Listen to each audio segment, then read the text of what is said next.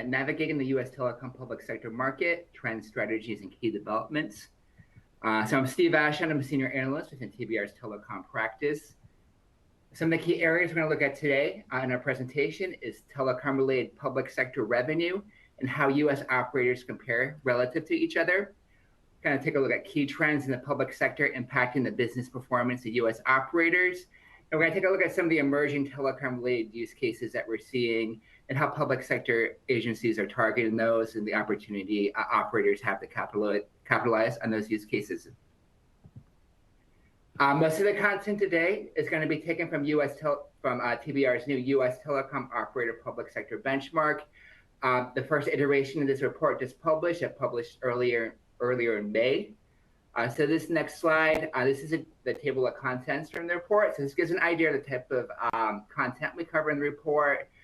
Look at the market assessment section. It's more of a high-level look at some of the key trends that we're seeing in the market, key findings. Look at total market size, total operator market share and revenue. Breaking that out how the operators are competing against each other in the public sector, what the market sizing looks like. High-level looks at things like public sector use cases. We have scenario discussions each iteration too, covering some of the latest developments in the public sector market and that opportunity for telecom operators.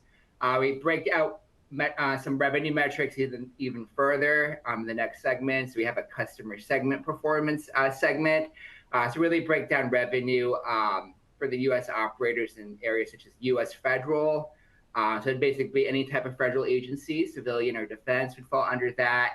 U.S. state and local, so it's basically SLED, so state organizations, local organizations, organizations in like a town and city level. First responders would fall under that in most cases, like fire departments, police departments, EMS. Also education, we're including education also within state and local. So it'd be any type of public school organization like K through 12, those type of public schools. Also state universities, state universities we cover in that segment as well. We also have a segment for international government as well. It's a very small revenue segment, but this is just covering any type of scenarios where an international government might be involved in deployment, might be a type of deployment for an international ally, like a NATO situation. A U.S. operator might be providing network connectivity in those type of cases. Also deployments in international locations, such as U.S. military base. Some cases, U.S. operators involved with those type of cases. U.S. embassies, those type of situations we include in international government. We also take a look at domain segment performance, where we break down wireless and wireline. How's that tracking for the U.S. operators within the public sector? So wireless, pretty standard taxonomy for those services. Wireless would be smartphone connections, IoT, 5G private cellular would fall under that. Wireline, typical, wireline services, fixed connectivity, fixed broadband, like DSL, fiber, network services like Ethernet, SD-WAN, those type of things, and fixed voice. And then we have a public sector segment trends. This is more looking at trends within like particular agency types, some of the trends that they're investing in and the type of opportunity that provides for telecom operators. Some of the agency types we look at include military, public safety, education, and smart cities.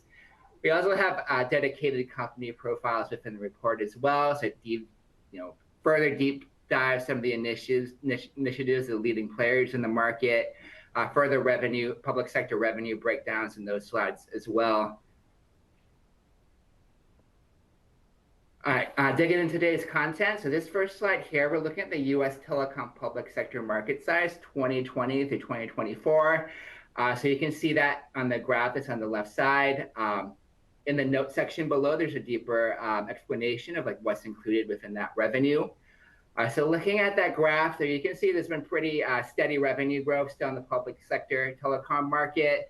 We're looking at low to mid single digit revenue growth over the last several years and expect that to be continued into 2024. Looking at public sector, so if you're to compare that to the other B2B segments the operators are competing in, SMB, large enterprise, public sector is a smaller segment.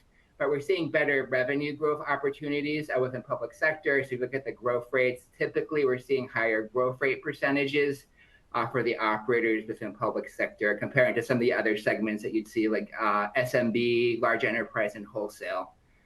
Looking at the right side, some of the key revenue growth drivers you're seeing in the telecom public sector market.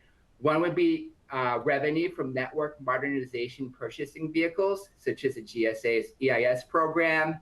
So if you're not familiar with that, basically this is a main purchasing program the GSA is overseeing. So basically, this is a 15-year program. It has a $50 billion ceiling on it. So a lot of revenue opportunity for the operators here. So basically, there's 220 federal agencies participating in it. This is a main purchasing vehicle they're going to be using if they want to update their network infrastructure. Another big driver is connection additions from smartphones and other wireless devices. So we're still seeing pretty strong growth from smartphones within public sector agencies. A big driver is that for privacy and security reasons. A lot of agencies are providing their employees dedicated devices from that agency.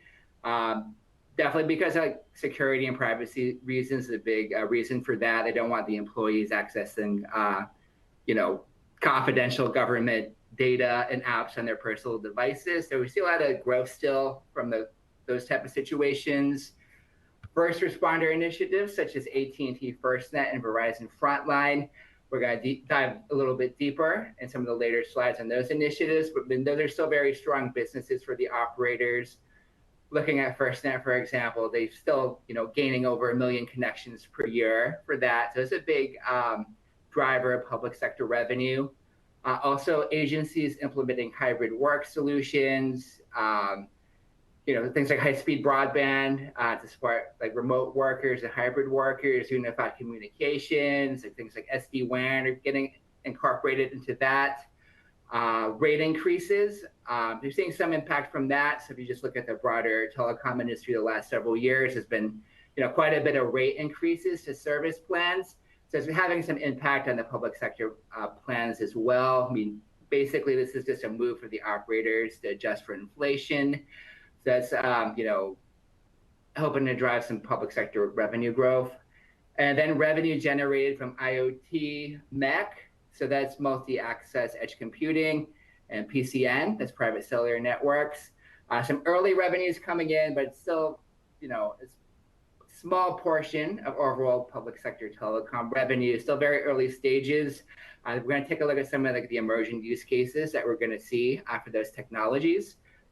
Then revenue growth inhibitors. These are the things that are hampering revenue growth. Probably the main thing we're seeing is the legacy data and voice solution customer disconnects. So you got two dynamics in the market, as I talked about before. So you got the network modernization happening under EIS or upgrading their solutions. But on the flip side, most of these agencies are going to be like disconnecting solutions. Most of the time it's going to be like a legacy type of solution under a legacy GSA contract. So there's a lot of cannibalization going on in the market. So that's hindering revenue growth. Another thing, disconnects from solutions that were activated during the pandemic but are no longer needed. This is especially true within education. Go back to the beginning of the pandemic, most schools, a lot of the schools, they went 100% remote. So a lot of distance learning solutions were activated, things like tablets, mobile hotspots. In most cases, those aren't needed anymore. Most schools are back to 100% learning. So we're seeing a lot of deactivations from those type of solutions. That's definitely hampering revenue growth. Another thing is delays in awarding contracts under programs such as EIS.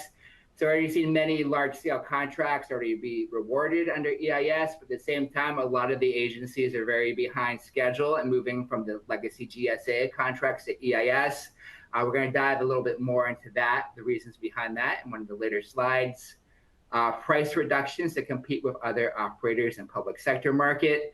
So we're seeing more players emerge in the market, some smaller players. So there's more competitive pricing pressures we're seeing in some cases. Say, might be a federal contract. There might be multiple operators now bidding for those contracts. And, it's going to come with pricing pressure. Some are going to offer lower pricing to win the task order. So we're seeing those type of pressures in the market as well.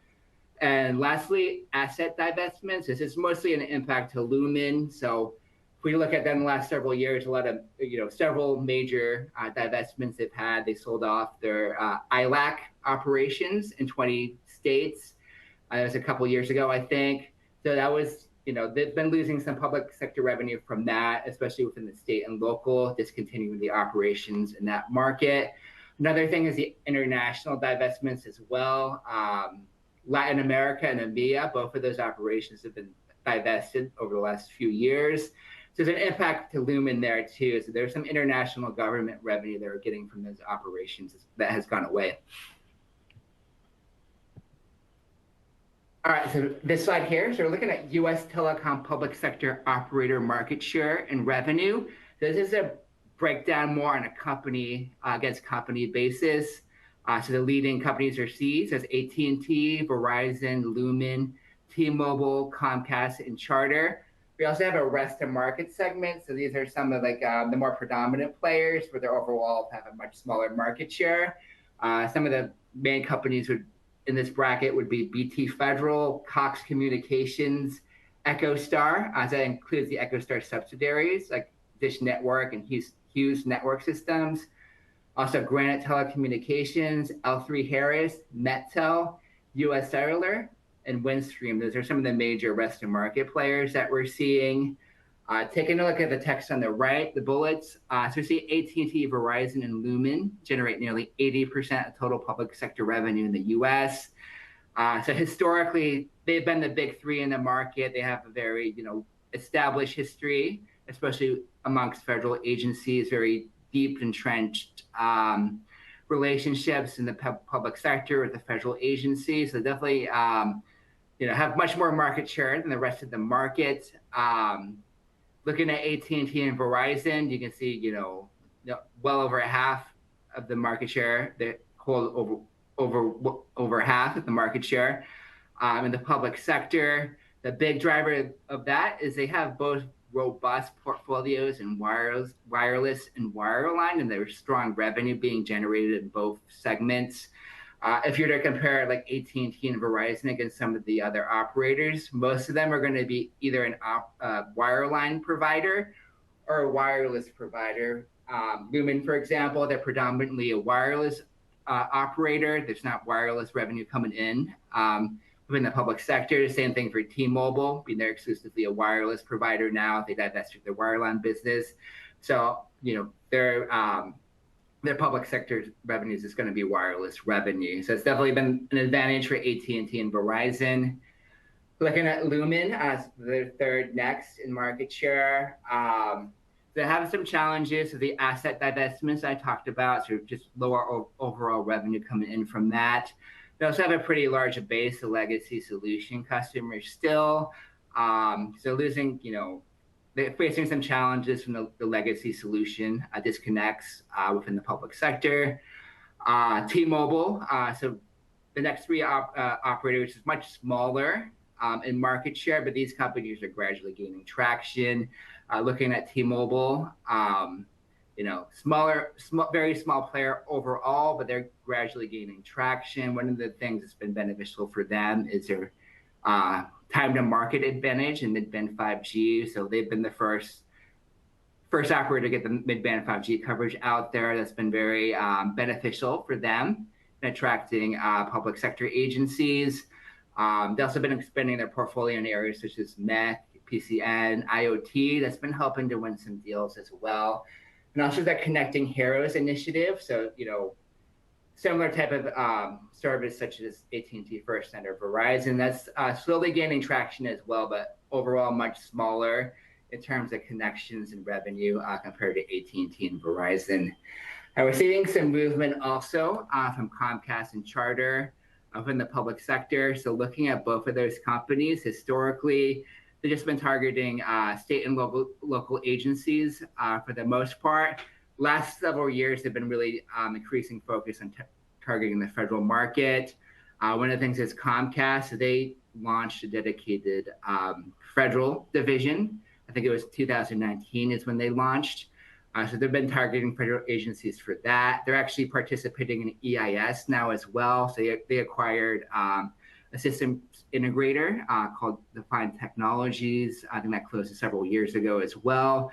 So they have the opportunity to capture EIS contracts. That's helping them gain some traction in public sector. Same thing with Charter. They're predominantly state and local. They've been making some headway in federal.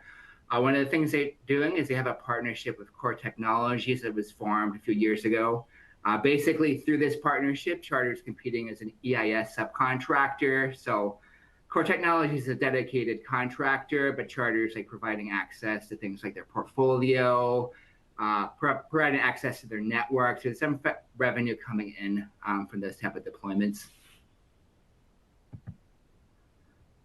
Taking a deeper look at EIS. So these are some of the largest deals that we've seen in EIS, publicly announced EIS deals. So you can see the vast revenue opportunity provided by EIS. I mean, there's multiple contracts on that list that are well over $1 billion. Like look at the bullets at the bottom. So EIS is going to run until 2032, has a $50 billion ceiling to it. The latest figure I've seen from the GSA, I saw this a few months ago, is that EIS has generated 26.6 billion in business volume since the beginning in 2017. Next bullet, AT&T, Verizon, and Lumen. They're gaining the lion's share, the large-scale contracts. If you look at the list, most of those wins are from those three operators.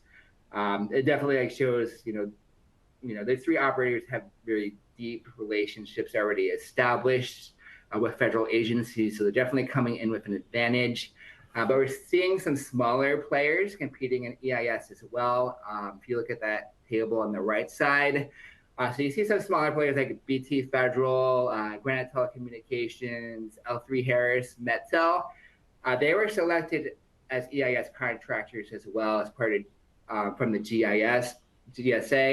It's kind of like change in strategy from the GSA. If you look like historically, most of their purchasing programs were just limited to AT&T, Verizon, and Lumen. For EIS, they wanted to really give more opportunity to some of the smaller service providers and systems integrators in the market. So it's extended to 9 total EIS contractors, just helping, with agencies, providing them more flexibility in the solutions they purchase, just a broader lineup, broader portfolios they can, choose services from.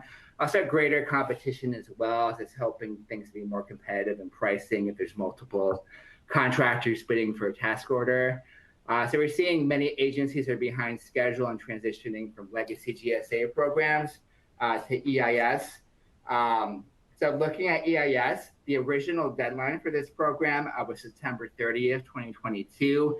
There's been multiple deadline extensions currently. There's 73 agencies. They have an extension until May 31st, 2024, to move over their inventory from a legacy contract to EIS. And there's another 8 agencies that have until May 31st, 2026. So as you can see, a lot of, a lot of delays for agencies moving to EIS. Multiple reasons for that. One of the bigger reasons is because of pandemic.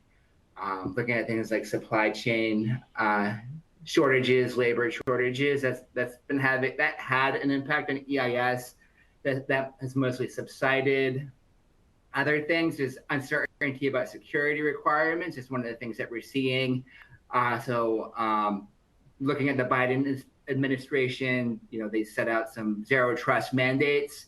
So they really want to make sure when it comes to EIS, they're pushing the solutions that are complying with the zero trust mandates. We're seeing the GSA being very accommodating to the agencies, just making sure, they're pushing the right solutions. One of the things they recently did was put out a buyer's guide for zero trust that really helps out to lay out the criteria for multiple federal programs, including EIS, just making sure, they're complying with the right solutions to adhere to zero trust. Hybrid work is another factor of the delays as well. This uncertainty, what is hybrid hybrid work going to look like over the next 10 years, really making sure they have, the right solutions in place to accommodate that. So we're seeing some delays from that as well.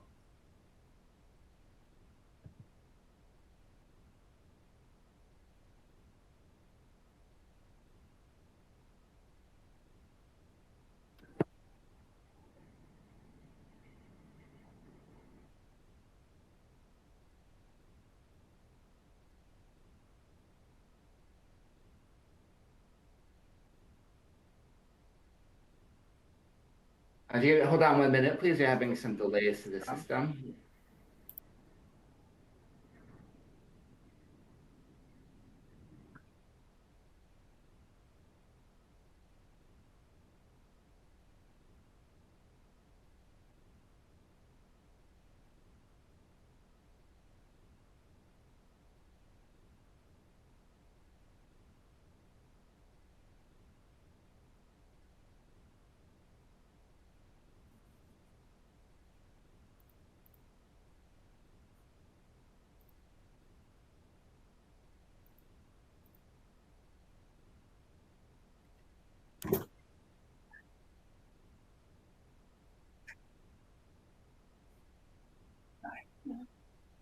All right. I think we got everything all set. We have some delays adjusting the slides. Looks like we got that taken care of. So we got to quickly highlight some of the key public sector use cases that we're seeing within the telecom market and the broader public sector market. So AI, lots of talk about AI in the public sector. It's kind of similar to the broader market. We're just, see the public sector kind of concentrating more on the everyday, type of use cases, getting greater operational efficiencies, nothing like too complex to start with. One of the things we're seeing is automating and streamlining office functions, this type of use cases we're seeing. Military has a lot of, has a very long-term vision of using AI, especially in enhancing military intelligence and surveillance, and also improving cybersecurity is probably likely one of the biggest opportunities for the telecom operators. So, integrating advanced technologies like AI, machine learning, that can significantly strengthen, network security capabilities and in turn offering those benefits to public sector. AR, VR, a lot of different military use cases we're seeing, especially military training exercises, stimulating different types of military exercises through AR, VR. That's a big use case we're seeing. Drones, smart city security surveillance. We're seeing, operators targeting those type of use cases. Emergency response, that would include things like a search and rescue type of situations. They're seeing drones used. And military operations support, looking at things like, using drones to carry over supplies from a base to military personnel in the field, those type of use cases as well. Private cellular networks is one of the biggest opportunities we're seeing in the market. I'm going to dive in a little bit in that on one of the later slides. Edge computing, just a lot of use cases, any type of use case that needs ultra low latency. Surveillance use cases is one of the main use cases I'm seeing, being able to process video analytics faster, those type of situations. Remote work, so we're going to see that, prevalent in the federal and other public sector agencies long term. I think it's just a necessary thing that federal agencies need to do. They need to offer that option if they want to attract top talent against a private market. So you got a lot of opportunity there with stuff like high-speed broadband, SD-WAN, also SASE solutions as well.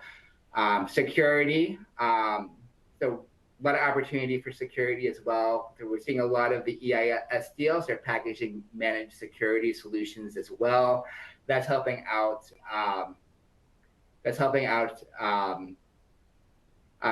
Helping the agencies comply with the zero trust mandates with that, and also telehealth solutions as well, especially within VA. We've been seeing numerous contracts of operators such as Verizon and T-Mobile providing connectivity to support those telehealth solutions.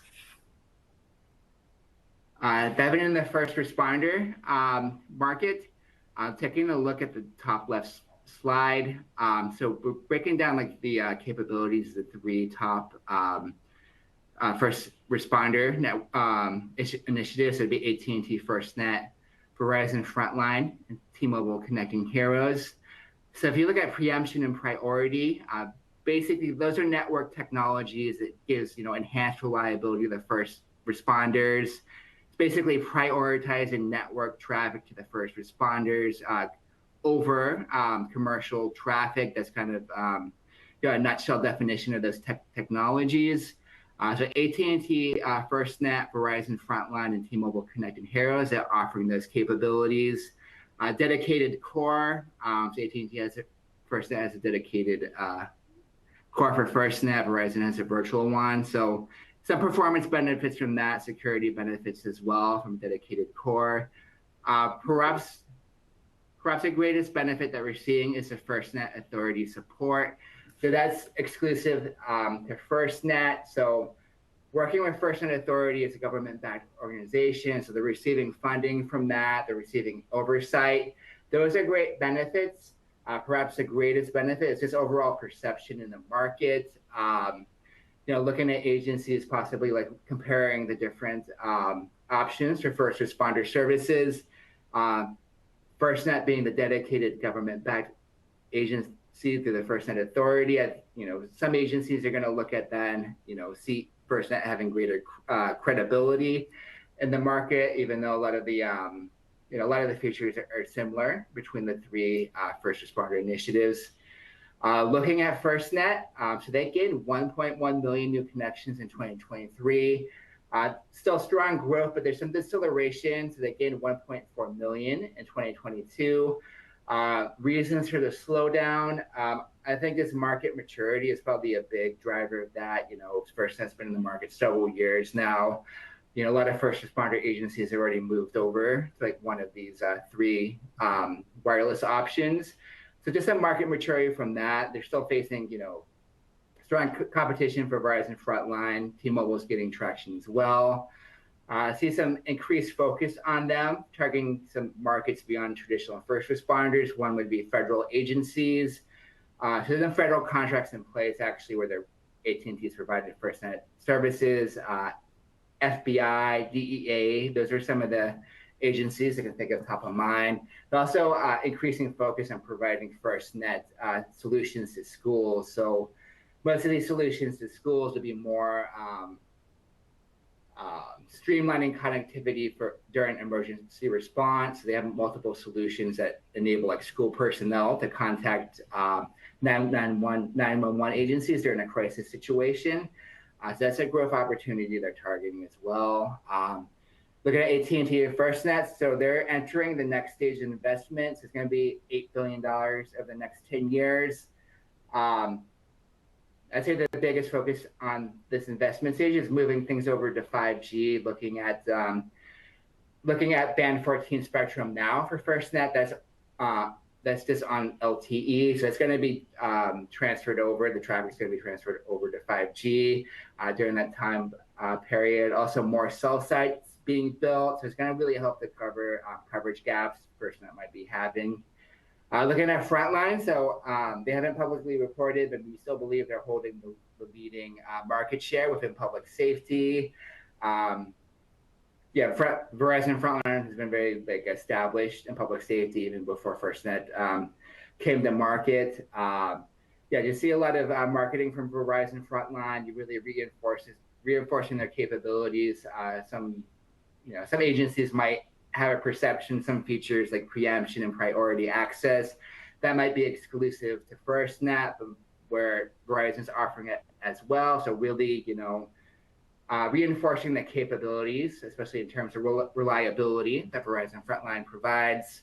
Then looking at T-Mobile, so they're still very small market share within public safety, but gradually gaining traction. The driver that's the competitive pricing. They also have more competitive, more widespread 5G coverage compared to AT&T and Verizon, especially when you look at mid-band 5G. That's been helping attract agencies as well. This slide here, so taking a closer look at some of the initiatives within the military. If you look at the left slide, those are some of the main initiatives we're seeing. So we see multiple private 5G deals with DoD on DoD sides. New partnerships are forming. So a lot of activities happening within the military, a lot of growth opportunity. Looking at the military initiatives and use cases on the right side. So we think military is going to be the largest initial adopter of private 5G in the public sector. Most of the developments we're seeing of private 5G in the public sector, most of them are involving the military. 5G enables enhanced connectivity to support advanced IoT solutions and command and control mission critical use cases. Looking at private 5G versus public 5G or another connectivity type, we're looking private 5G is more going to be in mission critical cases, more sensitive data being involved, where public 5G and other types of connectivity type, like a fixed broadband, those are going to be more suitable if things are less mission critical in nature, less sensitive data being involved. So a lot of initiatives with the DoD. One of the big things we're seeing is they have launched a program a few years ago. So it's basically a $600 million experimental program. It's happening at 5 U.S. military sites. Multiple players in the industry are participating in it. It's not just operators. AT&T is the main operator participating in it, but you also have the network and equipment providers, Nokia, Ericsson's competing in it. Also, some of the SIs and consulting companies like Deloitte, KPMG, several other companies as well. So DoD is seeing a lot of opportunity with private 5G. Some of the main things they're looking for is to enhance efficiency in military operations. Initially, it's going to be more of the operational, benefits from private 5G. Long term, it's going to be more integrating the advanced type of solutions of 5G, more of integrating 5G in military solutions. Eventually they want to have a next generation, battle network through JADC2. 5G is going to be a big part of that as well. That's more in the long term, still in the early stages of that. Initial stages as part of the $600 million program. A lot of it's logistics related. So basically they want to turn these military bases to what they call a smart warehouse. So you got a lot of advanced capabilities using IoT, like inventory management, package tracking, those type of things. So just getting operational efficiencies through things like being able to ship packages faster across military sites is something that they're targeting. AR, VR, as I said before, that's getting explored as part of this program. 5G video surveillance is one of the big programs that we're seeing too. Another big area, initiative within the DoD for private 5G is the fiscal year 2024 National Defense Authorization Act. So that included budget for the DoD for fiscal year 2024.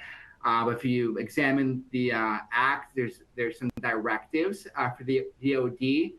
It's really mandating the DoD to develop a long-term strategy to deploy 5G private cellular networks.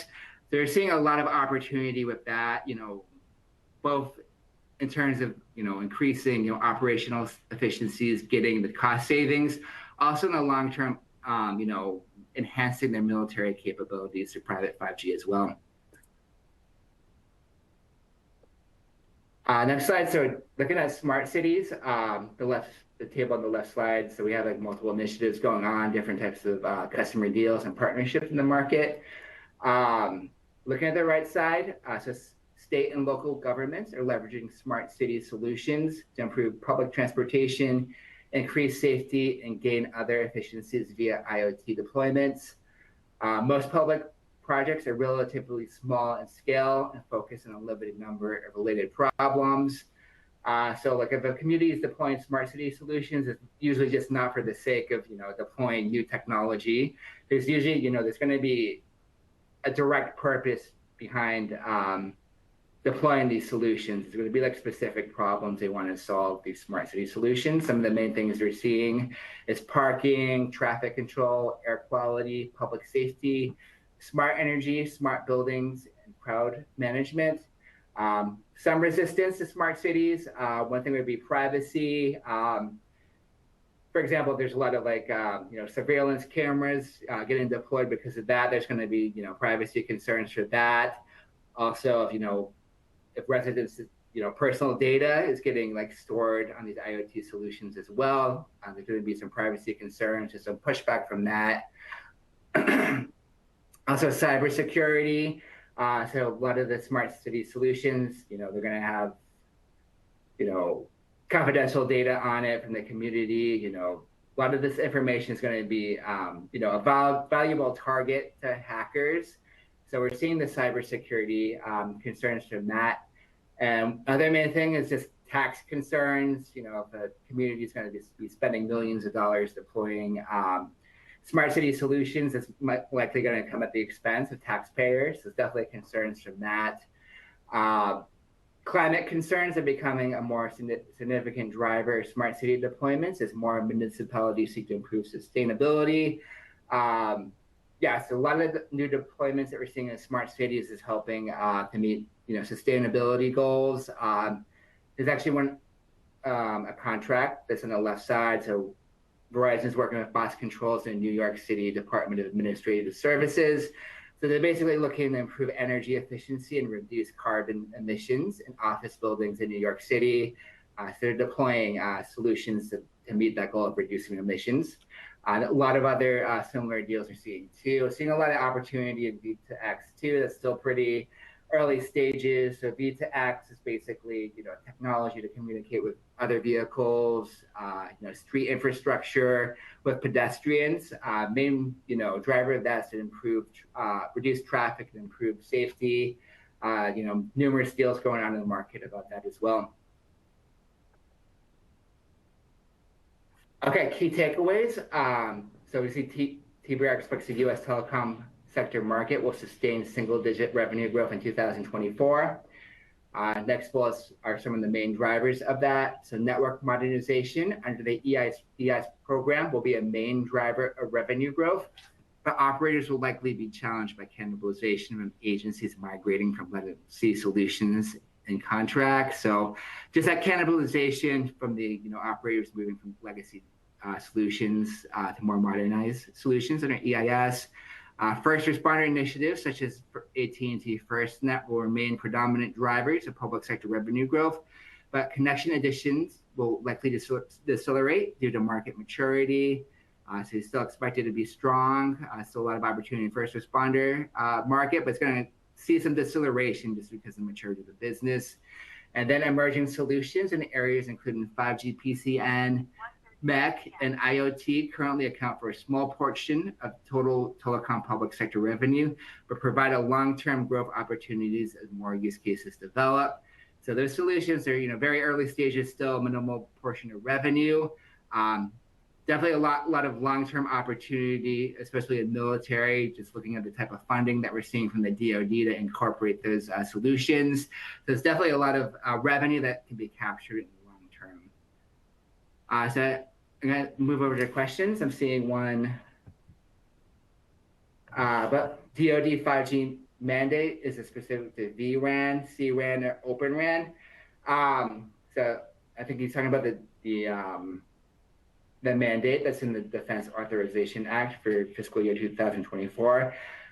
Yes, there's some guidelines in that. So it's really encouraging Open RAN to be deployed as part of the private 5G deployments within the DoD.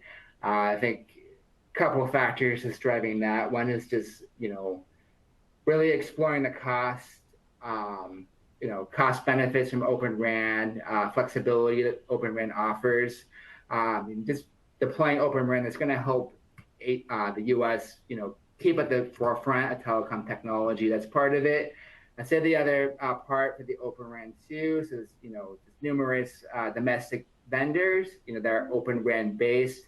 That's going to give some opportunities for the domestic network vendors to gain traction.